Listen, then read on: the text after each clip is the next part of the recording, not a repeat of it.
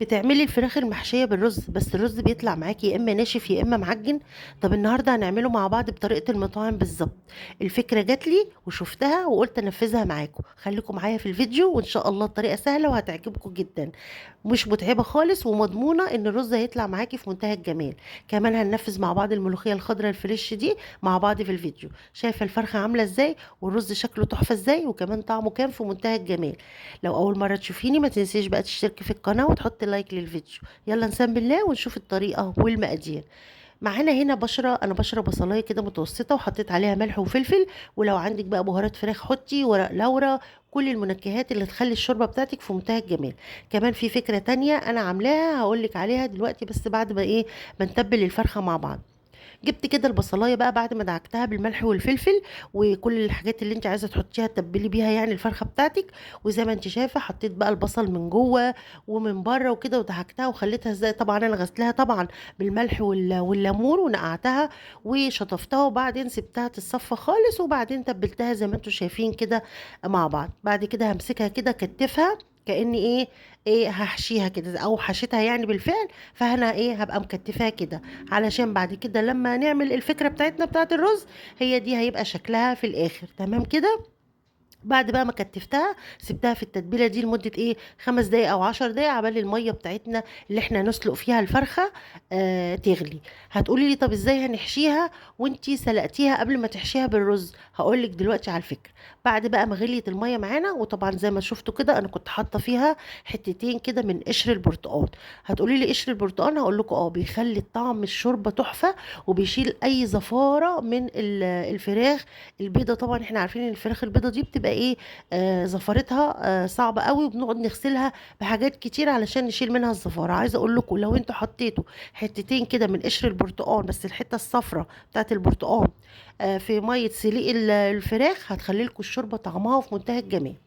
بعد بقى ما الميه غليت وسقطنا الفرخه بتاعتنا وطبعا كنا متبلين الفرخه بتاعتنا كويس قوي فطبعا ما حطيناش بقى لا توابل ولا اي حاجه في الشوربه. حطيناها كده على النار هاديه تستوي بقى براحتها.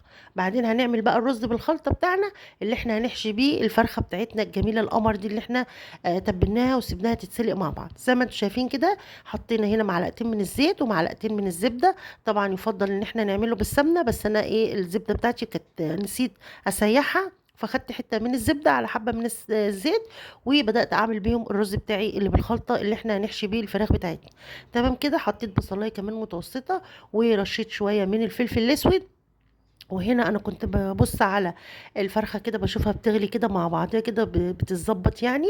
بطمن عليها وبعد كده بدات اقلب البصله بتاعتي زي ما انتم شايفين بدات بقى تاخد اللون. احنا عايزينها تاخد لون زي كاننا هنعمل بالظبط الرز اللي هو بتاع السمك اللي هو بالبصل ده بنغمقه شويه يعني. زي ما انتم شايفين كده بدات تحمر معايا البصله. انا عايزاها علشان نخلي الرز بتاعنا يبقى لونه بني.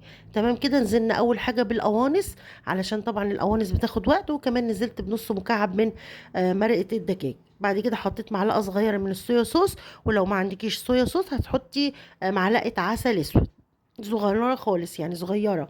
مش كتير ما تكتريش احنا بس عشان نغمق اللون بتاع الرز ونخليه زي رز المطاعم كده بالظبط. بعد كده نزلت بقى بالكبده وقلبت شويه كده لحد ما حسيت ان مفيش ميه خالص لا في الكبد والقوانص ولا البصل يا دوب على السمنه بس. نزلت بعد كده بالرز المغسول بتاعي زي ما انتم شايفين وبدات اقلبه.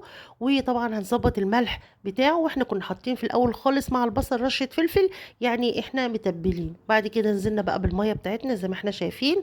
ولو كانت الفرخه بتاعتك خلاص استوت وعملت الشوربه تقدري تضيفي شوربه هيخلي طعم الرز جميل جدا. انا هنا حطيت المقدار او المعيار بتاع الميه كأن الرز هيستوي خلاص كده زي ما انتم شايفين.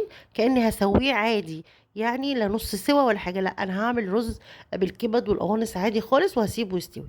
تمام كده. هنا بقى ببص على الفرخه بتاعتي بشوفها وبعدين وطيت على الرز وجبت بقى الفرخه الناحيه التانية عشان تشوفوها كويس في التصوير. وزي ما انتم شايفين الشوربه رايقه وتحفه ولونها ابيض كده وجميل وما فيهاش طبعا اي زفاره ولا اي ريم زي ما انتم شفتوا.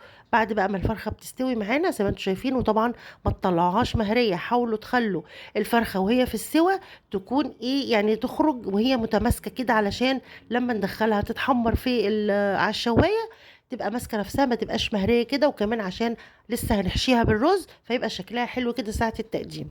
تمام كده. هنعمل بقى الملوخية بتاعتنا. أنا هنا خرطت الملوخية، كنت جايبة ملوخية حوالي نص كيلو أو كانت حزمة تقريبا كيلو إلا ربع، ومسكتها غسلتها وبعد كده خرطتها وجبت بقى الشوربة بتاعتي، حطيت فيها معلقة من الكزبرة الناشفة ونص معلقة صغيرة من الثوم المفروم، وقلبتهم كده على النار وسقطت بقى الملوخية بتاعتي وقلبتها تقلبتين، وبعد كده هعمل الطشة بتاعتي.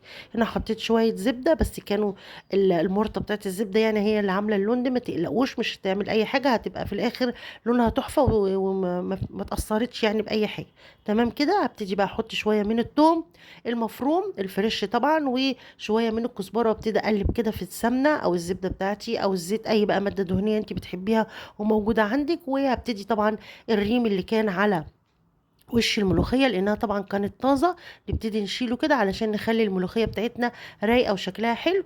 في الوقت ده زي ما انتم شايفين كده أنا شلت كل الريم، فشكلها شايفين عامل ازاي حلو قوي وجميلة ولونها أخضر كده وزاهي. وخلاص الطشة بتاعتي خلاص كمان اتحمرت، نزلت بيها على الملوخية وزي ما انتم شايفين شكلها في منتهى الجمال وتحفة جدا، وكان طعمها خطير جدا. نيجي بقى للفكرة اللي أنا بقول لكم عليها من أول الفيديو، اللي هي ازاي هنحشي الفراخ. انت دلوقتي سلقتي الفرخه وكمان حطيتيها تحت الشوايه وحمرتيها، فين بقى ما حشيتيش الفرخه ولا حاجه. هقولك ازاي. طبعا المطاعم ما بيقعدوش يحشوا الفراخ والكلام ده، بيجيبوا بقى طبعا الفراخ ويسلقوها زي ما انتم شايفين ويحمروها، وبعد كده يروحوا جايبين الرز بتاعنا اللي هو بالكبد والقوانص ويبتدوا يحشوها زي ما انتم شايفين كده، او يقصوها من النص بالمقص كده من عند الصدر، ويبتدوا يحطوا الرز بتاعهم اللي بالكبد والقوانص او بالخلطه.